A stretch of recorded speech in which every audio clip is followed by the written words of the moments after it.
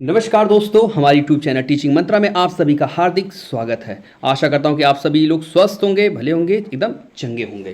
तो आज के लिए जो है मैं पॉलिटी से संबंधित काफ़ी महत्वपूर्ण प्रश्नों को लेकर फिर से पुनः उपलब्ध हूँ। इसके एक पार्ट मैं पिछले बना चुका हूँ और उसका एक जो बचे कुछ प्रश्न थे उसको मैं पुनः लेकर फिर आया हूँ, ताकि जो भी परीक्षाओं में जो पूछे जाता है प्रश्न वो भी एक भी छूटे ना। जो भी मेरी 2 वीडियो बन रही हैं उसी में से सारे प्रश्न जो है पॉलिटी के उपलब्ध हों। तो इसी वजह से आपके लिए मैं एक पुनः जो है प्रैक्टिस सेट लेकर उपलब्ध हूँ। तो आइए समय को ध्यान में रखते हुए अपने प्रश्न नंबर 1 की ओर चलें, और जाते जाते उससे पहले आप जो हमारे यूट्यूब चैनल को सब्सक्राइब कर लीजिए और बेल आइकॉन को आप प्रेस कर दीजिए, और फिर उससे जो है उसके बाद एक लाइक दे दीजिए, क्योंकि आपके एक लाइक से जो है हम मोटिवेट होते हैं, जिसके कारण हम आप लोगों के लिए जो है अच्छी अच्छी वीडियो लेकर उपलब्ध रहते हैं। तो आशा करता हूँ आप लोगों को जो है लाइक ज़रूर देंगे।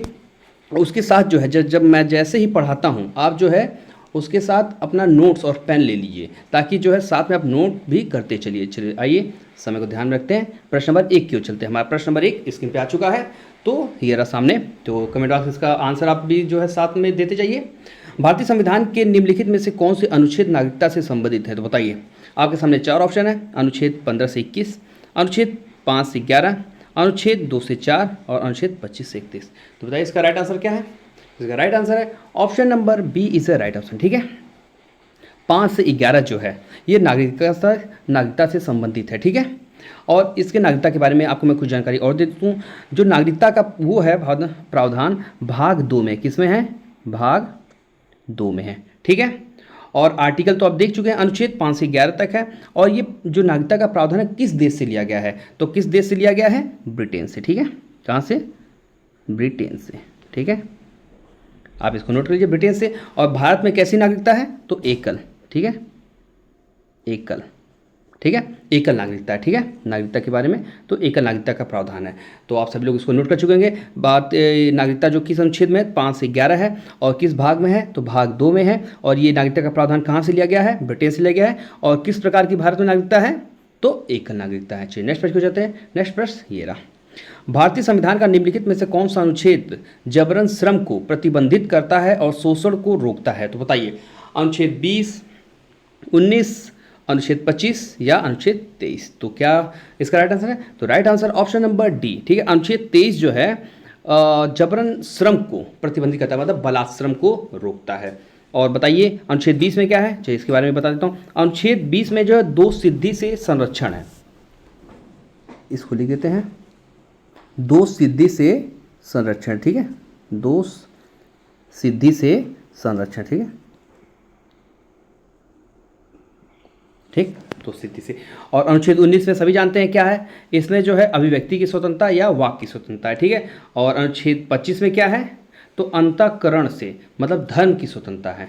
इसमें क्या है? धर्म की स्वतंत्रता। ठीक है, धर्म के प्रति जो है स्वतंत्रता है। और अनुच्छेद 19 में बता ही चुका क्या है? वाक या अभिव्यक्ति की स्वतंत्रता। और बलात्श्रम जो है, मानव जो दुर्व्यवहार, जो आप जबरदस्ती किसी से काम जो करवाते रहे बच्चों से या किसी से करवाना चाहते हैं, तो उससे है। ठीक है, तो चलिए नेक्स्ट प्रश्न को चलते हैं। नेक्स्ट प्रश्न ये रहा कि ए नजीब बनाम भारत संघ का मामला निम्नलिखित में से किस अनुच्छेद के तहत अधिकारों के उल्लंघन से संबंधित? बताइए। अनुच्छेद 16, अनुच्छेद 21, अनुच्छेद 14 या अनुच्छेद 19? तो क्या इसका राइट आंसर है? तो राइट आंसर है option number B is right answer, अनुच्छेद 21। अनुच्छेद 21 क्या कहता है? इसमें जो है प्राण या मनोदैहिक स्वतंत्रता है। ठीक है, प्राण या मनोदैहिक की स्वतंत्रता है। तो ये जो आया था ये मैटर कि ए नजीब बनाम भारत संघ, इसमें जो है इसी का उल्लेख है। ठीक है, तो इसका right answer option number B है। तो ऑप्शन नंबर ए क्या है? ये जो है लोक नियोजन की समानता, अर्थात जो आप कभी किसी नौकरी, सरकारी नौकरी में जो सामान्य की मांग करते हैं एक समान की, तो यही अनुच्छेद जो है यही अधिकार हमें दिलाता है। ठीक है, क्या जाता है? लोक नियोजन। ठीक है, इसको नोट कर लीजिएगा, लोक नियोजन की समानता होती है। ठीक है, नियोजन, नियोजन की समानता। ठीक है, आप इसको नोट कर लीजिए। और अनुच्छेद 14 में क्या है? तो इसमें समता का अधिकार है। क्या? समता, मतलब समानता का अधिकार, समता का अधिकार। ठीक है, इसको समता बोलते हैं, समता। ठीक है, समता का अधिकार। ठीक है, आप इसको नोट कर लीजिएगा, अधिकार। और अनुच्छेद 19 बता ही चुका हूँ कि अनुच्छेद 19 में जो है वाक या अभिव्यक्ति की स्वतंत्रता है। चलिए साथ में इसे बताते हैं, अनुच्छेद जो 14 है उसमें समानता का अधिकार या विधि के समक्ष समता या समान संरक्षण। देखिए इसे दो शब्द लिए गए हैं, समान संरक्षण और विधि के समक्ष समानता। मतलब जो विधि के समक्ष समानता ये ब्रिटेन के संविधान से लिया गया है, और एवं समान संरक्षण जो है यूएसए मतलब अमेरिका के संविधान से लिया गया है। तो आप इसको नोट कर लीजिएगा। चलिए नेक्स्ट प्रश्न पूछते हैं। नेक्स्ट प्रश्न ये रहा, भारतीय संविधान के अनुच्छेद 44 का उद्देश्य क्या है बताइए। कलात्मक या ऐतिहासिक रुचि के प्रतीक, स्मारक या स्थान की सुरक्षा करना है, या राज्य की सार्वजनिक सेवाओं में न्यायपालिका का कार्यपालिका से अलग करना है, पर्यावरण की रक्षा और सुधार करना तथा देश के वनों और वन्य जीवों की रक्षा करना, या भारत के राज्य क्षेत्र में नागरिकों के लिए एक समान नागरिक संहिता सुनिश्चित करना। तो इसका राइट आंसर क्या है? तो इसका राइट आंसर है option number D is a right option. ठीक है, इसका राइट आंसर डी ऑप्शन सही है। ठीक है, अनुच्छेद 44 क्या कहता है? भारत के राज्य क्षेत्र में नागरिकों के लिए एक समान नागरिक संहिता सुनिश्चित करना। अनुच्छेद कौन सा कहता है? तो 44 कहता है। तो और ये जो कलात्मक या ऐतिहासिक रुचि के प्रत्येक स्मारक या स्थान की सुरक्षा जो है ये अनुच्छेद जो है कितना में है? 49 में। ठीक है, अनुच्छेद 49, आप इसको नोट कर लीजिएगा, अनुच्छेद 49। ठीक है, तो चलिए और नेक्स्ट प्रश्न की ओर चलते हैं। रुकिए, इसका भी मैं एक बार इसका भी बता देता हूँ। सी क्या पर्यावरण की रक्षा और सुधार करना तथा देश के वनों और वन्य जीवों की रक्षा करना जो है ये आपका किस में है? अनुच्छेद 48 के ए में है। ठीक है, 48 ए। ठीक है, आप इसको नोट कर लीजिएगा, 48 ए में है। और कलात्मक जो है ये 49 में है, और पर्यावरण की रक्षा एवं वन्य जीवों वाला जो है 48 ए में है, और आप इसका राइट आंसर डी है, ये अनुच्छेद 44 में है। चलिए नेक्स्ट प्रश्न की ओर चलते हैं। नेक्स्ट प्रश्न ये रहा, भारतीय संविधान के अनुच्छेद 36 से 51 का संबंध निम्नलिखित में से किससे है बताइए। मूल कर्तव्य से है, मूल अधिकार से है, भारतीय संविधान की प्रस्तावना से है, राज्य के नीति निर्देशक तत्व से है। तो बताइए इसका राइट आंसर क्या है? तो इसका राइट आंसर है option number D is right answer. ठीक है, अनुच्छेद 36 से जो 51 कहता है राज्य की नीति निर्देशक तत्व के बारे में इसका प्रावधान किया गया है। और मूल कर्तव्य किस में है? तो मूल कर्तव्य जो है हमारे किस संविधान से, मूल अधिकार बताइए और मूल कर्तव्य कहाँ से लिया गया है, ये कमेंट बॉक्स में बताइए। तो ये जो भाग मूल कर्तव्य जो हमारे भाग 4 के क में है। ठीक है, किसमें? 4 के क में है, और जो अनुच्छेद 51 क में दिया गया है। ठीक है, और मूल अधिकार जो है ये भाग 3 में है। कहाँ से है? मूल अधिकार भाग 3। ठीक है, और अनुच्छेद 12 से 35। ठीक है, 12 से 35। ठीक है, आप इसको नोट कर लीजिएगा। और मूल कर्तव्य जो है भाग, लिखता हूँ आप इसको नोट करते जाइएगा साथ साथ, भाग 4 के क में है। ठीक है, और अनुच्छेद जो है इसका अनुच्छेद 51 है। ठीक है, 51 क के बारे में। ठीक है, इसमें इसका प्रावधान किया गया है संविधान संशोधन के द्वारा। ठीक है, इसको आप नोट कर लीजिएगा। ठीक है, तो चलिए नेक्स्ट प्रश्न को चलते हैं। नेक्स्ट प्रश्न ये रहा, पोषण अभियान 0 से 6 वर्ष तक के बच्चों के पोषण स्तर को प्राप्त करने का एक कार्यक्रम है। भारतीय संविधान के निम्नलिखित में से कौन सा अनुच्छेद पोषण स्तर को बढ़ाने के लिए प्रावधान करता है बताइए। अनुच्छेद 47 या आर्टिकल 44 या 46 या 45। तो कौन करता है? तो इसका राइट आंसर है option number A is a right option. ठीक है, अनुच्छेद 47 करता है। तो और अनुच्छेद 44 में क्या है? अनुच्छेद 44 में समान नागरिक संहिता है। ठीक है, अनुच्छेद 44 में मैं आपको बता देता हूँ समान नागरिक संहिता है, और अनुच्छेद 46 में जो है SC, ठीक है, SCY है, और अनुच्छेद 45 में क्या है? बाल्यावस्था एवं प्रारंभिक शिक्षा है। ठीक है, बाल्यावस्था या प्रारंभिक शिक्षा किसमें? अनुच्छेद इसमें है। और 47 का जो है 0 से 6 वर्ष के पोषण के बारे में दिया है। और इसी में जो अनुच्छेद 47 में ही जो है नशीले पदार्थों पर प्रतिबंध, बिहार राज्य में जो शराब पे जो प्रतिबंध लगाया गया है, इसी अनुच्छेद के आधार पे जो है वहाँ पे शराब का, नशीले पदार्थों पे प्रतिबंध है। ठीक है, तो आप सभी इसको नोट कर चुके होंगे। नेक्स्ट प्रश्न को चलते हैं। नेक्स्ट प्रश्न स्क्रीन पे, मौलिक कर्तव्यों को भारतीय संविधान के भाग 3 में नहीं रखा गया क्योंकि भाग 3 है। बताइए क्या है? वाद्य योग्य है, वाद्य योग्य नहीं है, वाद्य योग है, या नियम विवर्जित है, या अपरिवर्तनीय है। तो राइट आंसर क्या है? तो इसका राइट आंसर है option number B is a right option. ठीक है, ये जो भाग मौलिक कर्तव्यों में जो इसको इसलिए भाग 3 में नहीं रखा गया है क्योंकि वाद्य योग है, और मौलिक कर्तव्य जो होता है वो वाद्य योग नहीं है। ठीक, मौलिक कर्तव्य जो है भाग 4 का अनुच्छेद 51 में है। इसको 42वें संविधान संशोधन 1976 में जो है सरदार स्वर्ण सिंह समिति की सिफारिश पे जो है इसको जोड़ा गया था, और ये क्या है? ये वाद्य योग्य नहीं है। ठीक है, इसीलिए इसको भाग 3 में रखा गया है। तो इसका राइट आंसर क्या है? Option number B is a right option. Next प्रश्न को चलते हैं। किस समिति ने मौलिक कर्तव्यों का पालन न करने पर जुर्माना या सजा का प्रस्ताव रखा है? बताइए किस समिति ने रखा है? इंदिरा गांधी समिति, मोरारजी देसाई या वर्मा समिति या स्वर्ण सिंह समिति? तो किस समिति ने? तो right answer option number D is right option. ठीक है, किसके? स्वर्ण सिंह समिति है। किसकी समय से? उस समय वर्तमान समय में जो थी इंदिरा गांधी की सरकार थी, हमारी जो प्रधानमंत्री देश की थी इंदिरा गांधी जी थी। ठीक है, आप इसको नोट कर लीजिएगा, कौन थी? इंदिरा गांधी। ठीक है, इनकी सरकार थी, तो इसी में जो समिति थी इसी की सिफारिश पे जो है मौलिक कर्तव्यों का पालन न करने पे जुर्माना का प्रावधान किया गया था। चलिए नेक्स्ट प्रश्न को चलते हैं। नेक्स्ट प्रश्न ये रहा, भारतीय संविधान का कौन सा अनुच्छेद राज्य द्वारा वित्त पोषित किसी भी शिक्षा संस्थान में धार्मिक शिक्षा को प्रतिबंधित करता है? अनुच्छेद 28, 29, 30 या 27? तो कौन सा अनुच्छेद करता है? तो अनुच्छेद 28 right option, option number A is right option. अनुच्छेद 28 जो है किसी भी शिक्षा संस्थान में धार्मिक शिक्षा को प्रतिबंधित करता है। अगर मान लीजिए जैसे मदरसों को जो बंद किया जा रहा है इसमें वर्तमान समय में, किस लिए? क्योंकि वहाँ पे जब भी कोई भी जो अनुदान अगर सरकार से अगर लेता है तो वहाँ पे आप धार्मिक शिक्षा नहीं दे सकते। मौलवी जो है मदरसों में उनको धर्म के अनुसार इस्लाम के बारे में ही शिक्षा दी जाती है, इसी के कारण जो है उसको बंद किया जा रहा है। ठीक है, तो और बताते हैं अनुच्छेद 29 में क्या है। अनुच्छेद 29 में जो है अल्पसंख्यक जो वर्ग के हितों से इसका संरक्षण है। ठीक है, अनुच्छेद 29 क्या करता है? अल्पसंख्यक वर्गों के संरक्षण है। ठीक है, उनके हितों का है। और अनुच्छेद 30 में क्या है? शिक्षण संस्थानों की स्थापना एवं संचालित करने का अधिकार है। किसमें? अनुच्छेद 30 में है। और अनुच्छेद 27 में क्या है? इसमें धार्मिक अभिव्यक्ति हेतु करों से मुक्ति है। ठीक है, अनुच्छेद 27 क्या कहता है? जी, जो धार्मिक आपके उसमें कर जो पहले के समय में जब लगता था हम लोगों पे कर, तो उससे छुटकारा है। मतलब धार्मिक पे जैसे आप कोई भी अगर कहीं जा रहे हैं दर्शन करने के लिए तो उस पर आपको कोई जो है कर नहीं देना पड़ेगा। ठीक है, धार्मिक करों से छुटकारा। ठीक है, करों से मुक्ति है। ठीक है, मतलब उसमें कोई भी कर नहीं है। और अनुच्छेद 30 क्या कहता है? शिक्षण संस्थानों की स्थापना एवं संचालित करने का अधिकार है। ठीक है, आप शिक्षण संस्थान जो है कोई भी ये व्यक्ति जो है करके उसका संचालन कर सकता है। अनुच्छेद 29 में क्या है? जो अल्पसंख्यक वर्ग हैं उनके लिए जो है वो उनके हितों का संरक्षण किया गया है। अल्पसंख्यक में कौन आता है? इसमें देखिए अल्पसंख्यक में आएंगे जैसे मुस्लिम, सिख, क्रिश्चियन, पारसी और बौद्ध, जैन, 6 लोग जो होते हैं इसके अंतर्गत आते हैं। चलिए नेक्स्ट प्रश्न को चलते हैं। नेक्स्ट प्रश्न ये रहा, भारतीय संविधान के अनुच्छेद 32 और 226 के तहत कितने प्रकार की रिट जारी की जा सकती है? बताइए, 4, 6, 5 या 7? तो इसका राइट आंसर है option number C is a right option. ठीक है, 5 प्रकार की।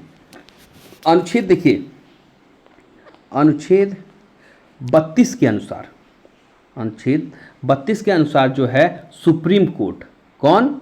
Supreme court SC। ठीक है, और अनुच्छेद 226 के अनुसार हाई कोर्ट जो है ये दोनों जो हैं 5-5 प्रकार के रीट जारी करते हैं। ठीक है, कितने प्रकार के? 5 प्रकार के रीट। वो 5 रीट कौन से हैं? तो पहला है बंदी प्रत्यक्षीकरण, दूसरा है परमादेश, तीसरा प्रतिवेद, और चौथा है उत्प्रेषण, और 5वां है अधिकार परीक्षा। तो आप सभी नोट कर चुके होंगे। पहला क्या है? बंदी प्रत्यक्षीकरण है, दूसरा परमादेश है, तीसरा प्रतिवेद है, चौथा उत्प्रेषण है, और 5वां क्या है? अधिकार परीक्षा है। आप सब नोट कर लीजिएगा कितने प्रकार के रीट जारी करते हैं। तो 5 प्रकार के। और अनुच्छेद 32 में कौन सा है? सुप्रीम कोर्ट इसके आधार पे 5 रीट जारी करता है, और 226 के अनुसार हाई कोर्ट जारी करता है। आप सब इसको नोट कर चुके हैं। चलिए नेक्स्ट प्रश्न करते हैं। नेक्स्ट प्रश्न स्क्रीन पे है, भारत के संविधान के निम्नलिखित में से किस संशोधन ने अनुच्छेद 19 में संशोधन किया और सामान्य रूप से जमींदारी उन्मूलन कानून और विशेष रूप से कुछ निर्दिष्ट राज्य नियमों की संवैधानिक वैधता को पूरी तरह से सुरक्षित करने वाले प्रावधानों को शामिल किया है? बताइए, चौथा संविधान संशोधन, पहला संशोधन, तीसरा या दूसरा? तो कौन सा था? तो राइट आंसर, इसका right answer option number B is the right answer. पहले संविधान संशोधन के द्वारा जो है इसको अनुच्छेद 19 में शामिल किया गया था। और पहला संविधान संशोधन कब हुआ था? तो 1951 में हुआ था। अब सभी को नोट कर लीजिएगा, 1951 में भूमि सुधार। ठीक है, और किस अनुसूची में भूमि सुधार? तो भूमि सुधार अनुसूची 9 में है। ठीक है, भूमि सुधार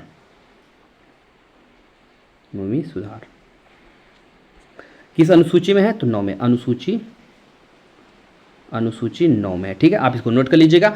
भूमि सुधार से अगर पूछेगा किस अनुसूची में दिया है तो अनुसूची 9 में दिया गया है। और किस संविधान संशोधन के द्वारा अनुच्छेद 19 में जोड़ा गया था? तो पहला संविधान संशोधन कब हुआ था? 1951 में हुआ था। नेक्स्ट प्रश्न को चलते हैं। नेक्स्ट प्रश्न स्क्रीन पर, निम्नलिखित में से कौन सा भारतीय संविधान में उल्लिखित मौलिक अधिकार नहीं है? बताइए, यहाँ पे नहीं शब्द पूछा है, आप इसको नोट कर लीजिएगा। तो मतदान का अधिकार, समानता का अधिकार, धार्मिक स्वतंत्रता का अधिकार या स्वतंत्रता का अधिकार, तो बताइए कौन सा नहीं है?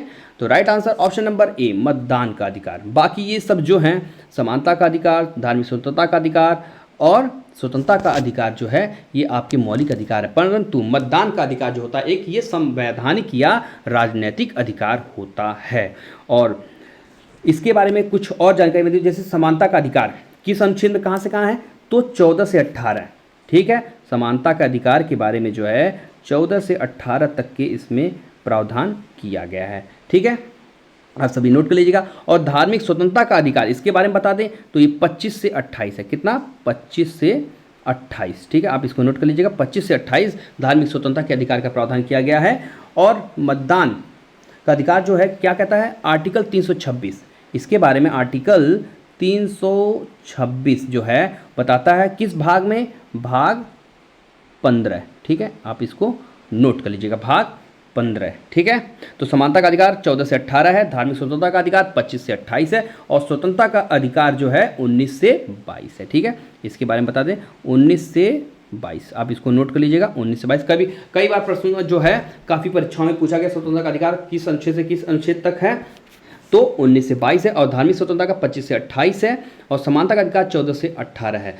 और इसमें से पूछा था राइट आंसर क्या है, तो इसका मतदान का अधिकार है। मतदान का अधिकार जो 326 अनुच्छेद कहता है और भाग 15 में इसका विवरण दिया गया है। चलिए नेक्स्ट प्रश्न की ओर चलते हैं। नेक्स्ट प्रश्न ये रहा, संविधान में मौलिक कर्तव्यों को शामिल करने वाला पहला देश कौन सा था? बताइए, जिसका राइट आंसर क्या है? तो संविधान में जो मौलिक कर्तव्यों को सबसे पहले किसने किया था? तो आपका right answer option number B, Soviet संघ अर्थात रूस या यूएसएसआर देता है।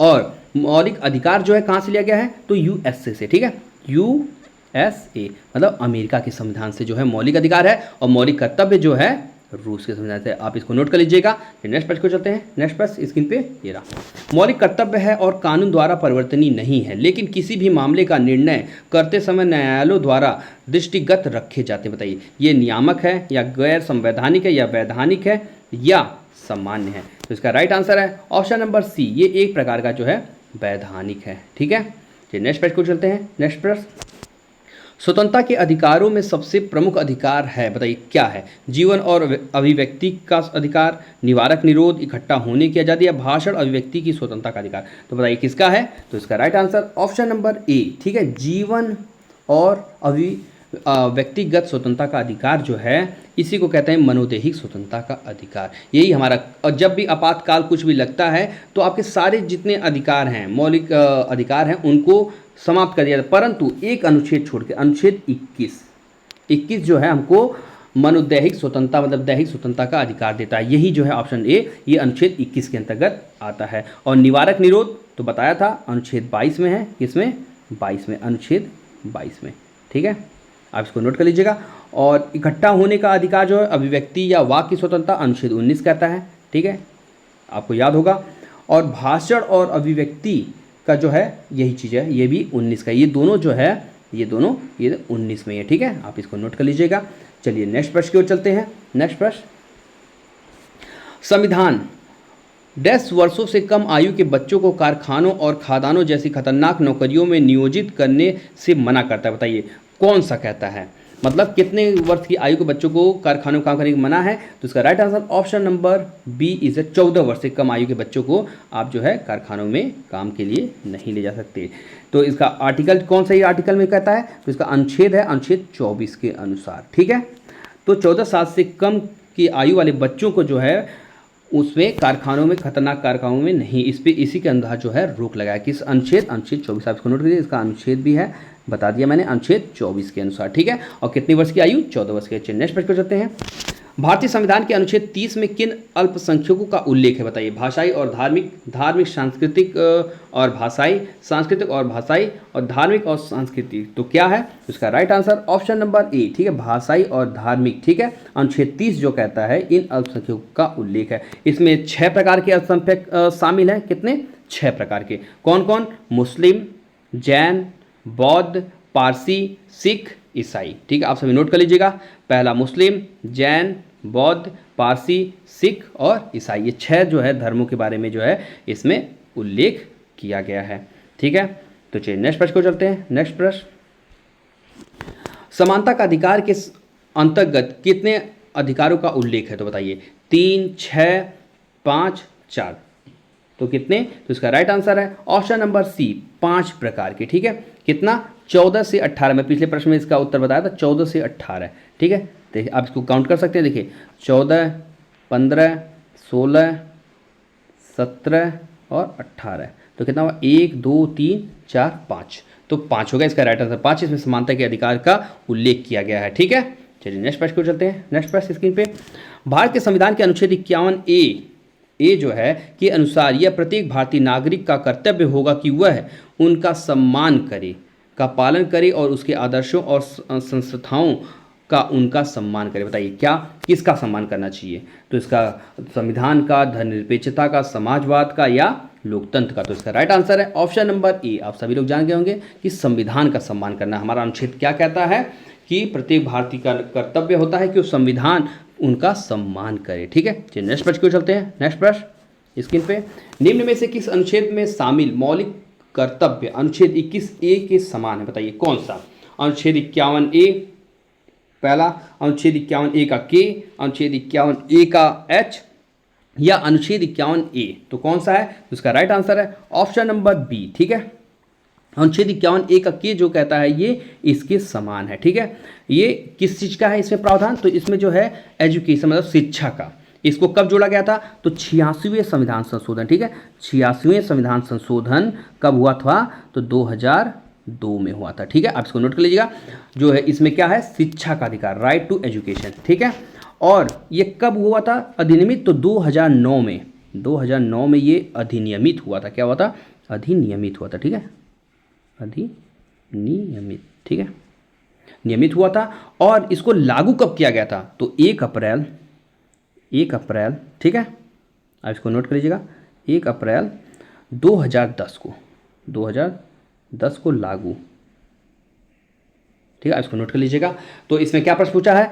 तो मौलिक कर्तव्य अनुच्छेद 21A के समान कौन सा है? अनुच्छेद 51A है। इसके अंदर क्या है? शिक्षा का अधिकार। ठीक है, क्या है मैं लिख देता हूं, आप सभी नोट कर लीजिएगा, शिक्षा का अधिकार। ठीक है, अधिकार। ठीक है, इसके अंतर्गत है। और यही अनुच्छेद 51A के भी यही कहता है। इसको 86वें संविधान संशोधन 2002 के द्वारा जोड़ा गया था। और ये अधिनियमित कब हुआ था? तो 2009 में हुआ था। और 1 अप्रैल 2010 को इसको जो है पूरे भारत में लागू किया गया था, सिवाय किसको छोड़ के? जम्मू एंड कश्मीर को, क्योंकि उस समय जो था वहाँ पे धारा 370 उसको अलग राज्य का दर्जा दिया था। इसी कारण उसको छोड़ करके भारत के सभी राज्यों में और सभी केंद्र शासित प्रदेशों में लागू किया गया था। चलिए नेक्स्ट प्रश्न को चलते हैं। नेक्स्ट प्रश्न स्क्रीन पे, भारतीय संविधान के निम्नलिखित में से किस अनुच्छेद में यह उल्लेख है कि भारत सरकार की समस्त कार्यपालिकीय कार्यवाहियां राष्ट्रपति के नाम से ही की जाएंगी? बताइए कौन सा अनुच्छेद कहता है? तो अनुच्छेद 67, अनुच्छेद 77, 81 या 48? तो इसका राइट आंसर है option number B is right answer. अनुच्छेद 77 क्या कहता है? जो समस्त कार्यपालिका की जो कार्यवाहियां हैं वो राष्ट्रपति के नाम से ही की जाएंगी। और अनुच्छेद 67 में क्या है? अनुच्छेद 67 में उपराष्ट्रपति है। ठीक है, क्या है? उपराष्ट्रपति, राष्ट्रपति। ठीक है, और अनुच्छेद 81 में मैं पिछले बताया था, अनुच्छेद 81 क्या है? ये लोकसभा है इसमें। ठीक है, लोकसभा। और अनुच्छेद 48 क्या है? कृषि एवं पशुपालन है। ठीक है, इसमें क्या है? कृषि और पशुपालन, ठीक है, आप इसको नोट कर लीजिएगा। अनुच्छेद 81 लोकसभा, 80 राज्यसभा और 79 क्या है? संसद है। आप तीनों नोट कर लीजिएगा। ठीक है, चलिए नेक्स्ट प्रश्न को चलते हैं। नेक्स्ट प्रश्न, भारत के संविधान के निर्माताओं का मत निम्नलिखित में से किसमें प्रतिबिंबित होता है? बताइए किसमें प्रतिबिंबित? उद्देशिका में, मूल अधिकार में, मूल कर्तव्य में या राज्य की नीति निर्देशक तत्व में होता है? तो इसका राइट आंसर है ऑप्शन नंबर ए। ठीक है, किसमें? उद्देशिका में। जो संविधान के निर्माताओं का जो मत है उद्देशिका में प्रतिबिंबित किया गया है। नेक्स्ट प्रश्न को चलते हैं। नागरिकता संशोधन अधिनियम 2015 के अंतर्गत निम्नलिखित में से कौन भारतीय कार्ड धारक प्रवासी नागरिक के रूप में पंजीकृत होने के लिए अर्ह नहीं है? बताइए। एक अवयस्क बच्चा जिसके अभिभावक भारतीय नागरिक हैं, भारतीय नागरिक की विदेशी मूल पत्नी, या वे भारतीय जो विभाजन के उपरांत पाकिस्तान प्रवासी हो गए हैं, या एक व्यक्ति का परपोता परपोती जो दूसरे देश का नागरिक है किंतु जिसके पितामह या पितामाही जो हैं ये सब संविधान लागू होने के समय भारतीय नागरिक थे। तो बताइए इसमें से पूछा है नहीं पूछा है, आप इसको नोट कर लीजिएगा। तो इसका right answer option number C is right answer. वे भारतीय जो विभाजन के उपरांत पाकिस्तान के प्रवासी हो गए थे वो जो भारत में पंजीकृत नहीं है। नेक्स्ट प्रश्न को चलते हैं। नेक्स्ट प्रश्न स्क्रीन पे, लोकतंत्र का उत्कृष्ट गुण यह है कि वह क्रियाशील बनाता है। बताइए क्या, आपके सामने 4 ऑप्शन है, कमेंट बॉक्स में इसका उत्तर बताइए। साधारण पुरुषों और महिलाओं की वृद्धि और चरित्र को, कार्यपालक नेतृत्व को सशक्त बनाने वाली पद्धतियों को, गतिशीलता और दूरदर्शिता से युक्त एक बेहतर व्यक्ति को, या समर्पित दलीय कार्यकर्ताओं के समूह को। तो बताइए इसका राइट आंसर क्या है। तो इसका right answer option number A है। ठीक है, क्या है ऑप्शन नंबर ए, साधारण पुरुषों और महिलाओं की बुद्धि और चरित्रों को जो है लोकतंत्र का उत्कृष्ट गुण यह एक क्रियाशील बनाता है। ठीक है, नेक्स्ट प्रश्न को चलते हैं। भारत के संविधान के किस भाग में हम नागरिकता के से संबंधित प्रावधानों को पाते हैं। बताइए भाग 1, 2 या 7 या 9। तो बताइए इसका राइट आंसर क्या है। तो इसका राइट आंसर है ऑप्शन नंबर बी, भाग 2 में जो है नागरिकता संबंधित प्रावधानों का प्रावधान किया गया है। तो नेक्स्ट प्रश्न को चलते हैं। भारत के संविधान की प्रस्तावना में कितने प्रकार का न्याय, स्वतंत्रता, समानता एवं भ्रातृत्व का उसी क्रम में उल्लेख किया गया है। बताइए, जैसे ये क्रम है दिया है, पहले पे क्या है न्याय, दूसरे पे स्वतंत्रता, तीसरे पे समानता, भ्रातृत्व। तो बताइए कितने प्रकार का उल्लेख किया गया है, 3 5 2 1 या 1 3 5 2, 2 5 3 1 या 5 3 1 3। तो इसका राइट आंसर है ऑप्शन नंबर ए। ठीक है, कितने प्रकार के न्याय हैं, तो 3 प्रकार के हैं। स्वतंत्रता कितनी प्रकार की है, 5 प्रकार की। समानता 2 प्रकार की, और भ्रातृत्व कितने हैं, 1 प्रकार के हैं। ठीक है, आप सब नोट कर लीजिएगा। नेक्स्ट प्रश्न को चलते हैं। भारतीय संघात्मक व्यवस्था के संदर्भ में निम्नलिखित में से कौन सा कथन सही है। बताइए, भारतीय संविधान के अंतर्गत राज्यों को संघ से अलग होने का अधिकार नहीं है। बताइए कौन सा सही है। अलग होने की मात्र वकालत करने पर अभिव्यक्ति की स्वतंत्रता की सुरक्षा मिलेगी। तो नीचे कूट दिया गया, केवल 1, केवल 2 या 1 2 दोनों, या ना तो 1 ना तो 2। तो इसका राइट आंसर क्या है। तो right option number A is right answer. केवल एक जो है भारतीय संविधान के अंतर्गत राज्यों के संघ से अलग होने का अधिकार नहीं है, ये सही है। दूसरा गलत है, अलग होने का मतलब किसी भी कीमत पे जो है कोई भी राज्य भारतीय जो है भारत से अलग नहीं हो सकता। हमारे संविधान में ऐसा कोई प्रावधान किया ही नहीं गया है, और ना ही कोई किसी राज्य में या किसी स्थान पे रह के उसको पाकिस्तान के उसको एक छोटा पाकिस्तान के रूप में बोलना भी एक तरह से अपराध है, नहीं बोल सकते आप। चलिए नेक्स्ट प्रश्न को चलते हैं। नेक्स्ट प्रश्न स्क्रीन पे, राज्य व्यवस्था के संदर्भ में निम्नलिखित में से किस एक को आप स्वतंत्रता की सर्वाधिक उपयुक्त व्याख्या के रूप में स्वीकार करेंगे। बताइए, राजनीतिक शासकों की तानाशाही के विरुद्ध संरक्षण, नियंत्रण का अभाव, इच्छा अनुसार कुछ भी करने का अवसर, या स्वयं को पूर्णता विकसित करने का अवसर। बताइए इसका राइट आंसर क्या है। तो इसका right answer option number D, स्वयं को पूर्णता विकसित करने का अवसर जो है ये स्वतंत्रता की सर्वाधिक जो है उपयुक्त व्याख्या करता है, बाकी सब नहीं करते हैं। चलिए नेक्स्ट प्रश्न को चलते हैं। राष्ट्रीय पंचांग के संबंध में कौन सा या से सही कथन है। बताइए, भारतीय राष्ट्रीय पंचांग विक्रम संवत पर आधारित है, क्या पहला सही है। या दूसरा, राष्ट्रीय पंचांग को जनवरी 26 1950 में अपनाया गया था। तो बताइए क्या है, क्या केवल 1 या 2 या 1 2 दोनों सही है, या कोई नहीं सही है। तो क्या राइट आंसर, इसका right answer option number D. ठीक है, इसमें से जो है दोनों गलत है। नेक्स्ट प्रश्न को चलते हैं। नेक्स्ट प्रश्न स्क्रीन पे, परिभाषा से संवैधानिक सरकार का अर्थ बताइए क्या है। विधानमंडल द्वारा सरकार, लोकप्रिय सरकार, बहुदलीय सरकार, या सीमित सरकार। तो इसका राइट आंसर है option number D is a right option. ठीक है, जो संवैधानिक सरकार का अर्थ क्या होता है, सीमित सरकार होता है। तो चलिए नेक्स्ट प्रश्न को चलते हैं। अच्छा, आज हमारे प्रश्नों की श्रृंखला जो है यहीं पे समाप्त होती है। आशा करता हूँ आप सभी को हमारे जो प्रश्न है काफ़ी पसंद आए होंगे। तो आप सभी जो हमारे यूट्यूब चैनल को सब्सक्राइब कर लीजिएगा और बेल आइकन को प्रेस कर लीजिएगा। कैसा लगा है उसके आधार आप कमेंट बॉक्स में बताइएगा, और हमारी अगली वीडियो को पाने के लिए आप हमारे चैनल को सब्सक्राइब कीजिए। आप सभी का बहुत बहुत धन्यवाद।